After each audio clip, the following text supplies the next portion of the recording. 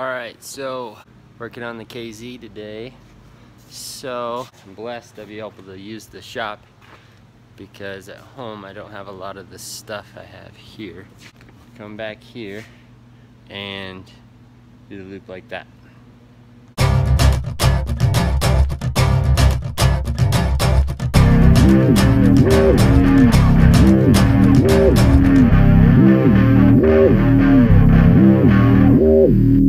Got some blocks up here, so I want to make sure this is nice and level. I think I'm going to put a rear loop in. Because what I want to do is something like this. I think I'm just going to take a rear loop here, and this is going to change a little bit, so I'm not completely sure yet what I'm going to do with it. Alright, so kind of nice, I got this horizontal bandsaw here at work at the shop, so just gonna cut a piece to bend.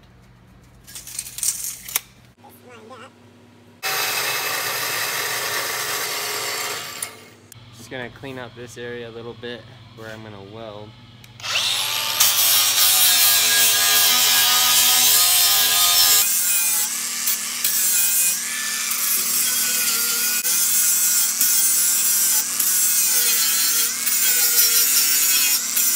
To be honest with you, I've never used a tubing bender before, so I YouTubed it and this is literally the very first time live, and here we go.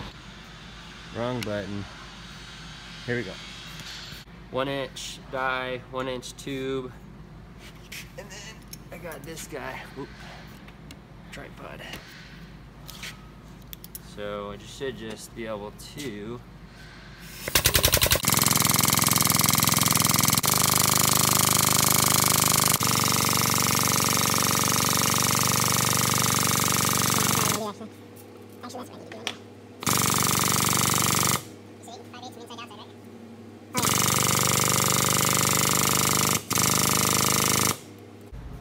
pretty cool.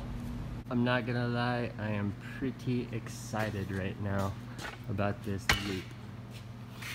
Look at that. It took a while actually to figure out how to bend it because the diameter of this die is smaller than the diameter here. Ooh, I'm excited. It was tweaked a little bit, so this side, it needs to go like this to be completely even. So I'm just gonna heat up this bend real quick and see if I can't just tweak it down a little bit and not to go straight at my seat there. Let's do it this way.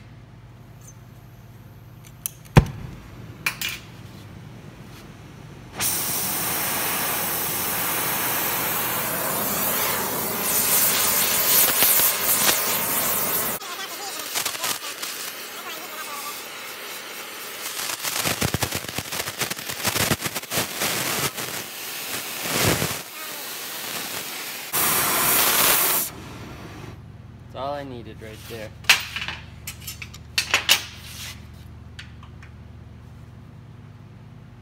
Yep, perfect. Alright, so what I did was I just took, to make a sleeve for this, so I took a piece of this pipe, and see I already got one on that side, and I cut out about a 1/4 inch.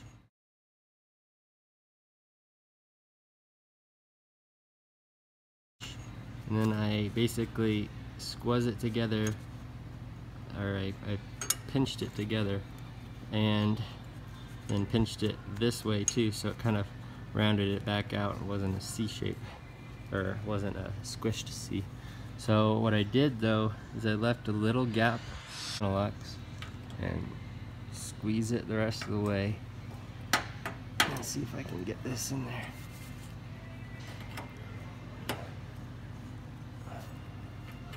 Might have to take a little bit more out, but I'd rather it be real snug. This guy actually kind of got bent a little bit. where it's not completely round. So took this guy and kind of shoved it in there, kind of rounded it nice and tight. Try to get it as round, back to round as I can. Let me see. Try this other side. I know it fits. I know it fits in here, so I don't really want to take more out. But there we go.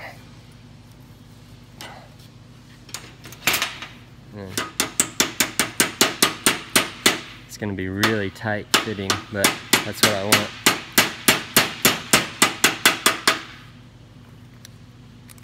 I did 2-inch sleeves, so it's got an inch on either side. So this side, well, it did fit. Maybe it was just that other side. Might have to pinch this a little bit more. Oh, actually, I got some burrs on that side. I'll take, just take a little bit, and I got some burrs on that side. So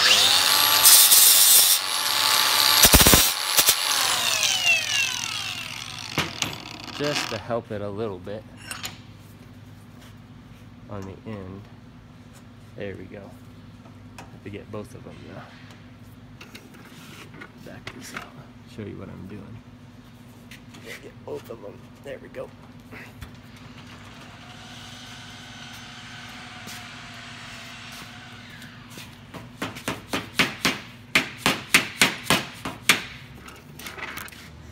Oh, that's why. I got this side on already. So it's, there we go.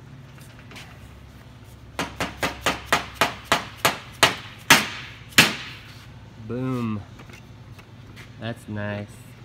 It's real nice. Alright, so went ahead and just added a cross member from there to there.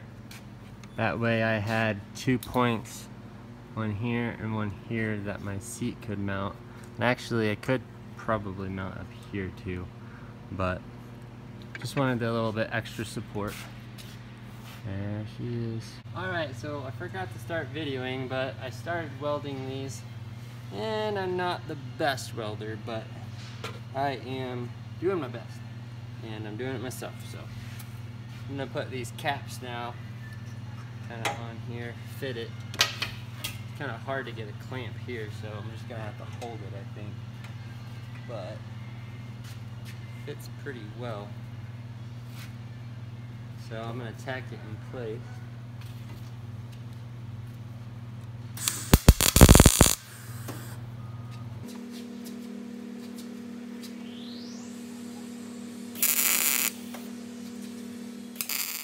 Now I'm just going to go through and clean up all my welds and get it looking nice. Alright, so this is the finished product. I'm going to sandblast this whole thing, you know, smooth it all out, but I had to add this tubing here for a spacer, and then this one I'm gonna bolt onto the bottom of the seat, I think. That way I can go up from the bottom where these tabs are and screw that one on, and then have some kind of bracket back here. So I think it turned out good.